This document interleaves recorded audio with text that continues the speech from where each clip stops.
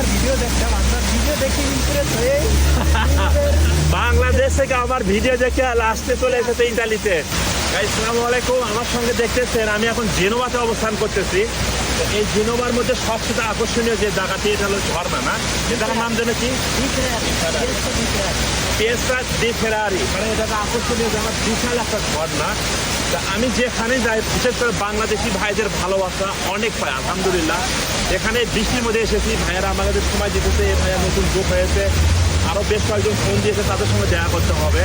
তা আমি যদি আর একটু ঘুরে ঘুরে দেখাই, এদিকে যে এই যে তীর্থিয়ারি ঝর্ণাতে যারা টুরিস্ট হিসেবে এখানে আসে, তারা একবার না হলে একবার এখানে তারা আসবেই, মানে দেখার জন্য, ঠিক আছে? তা আপনি এটা একটা বিখ্যাত একটা জায়গা, অপরূপ সৌন্দর্য। এই ভাইয়ারা আমাদেরকে এখানে এসে ভাইয়ের সঙ্গে দেখাটা, বৃষ্টি, এখানে বৃষ্টির মধ্যে আরো অনেক বাংলাদেশি ভাইয়াদের ভালোবাসা আমি পেয়েছি মার্শাল্লাহ। ভাইয়া কত বছর ধরে এসেছেন ইতালিতে? আমি 2 বছর যাব। 2 বছর ধরে এই যে ইতালিতে এসেছে। তা আপনি আমাকে কিভাবে খুঁজে বৃষ্টির মধ্যে? আমি তো এখানে বৃষ্টি।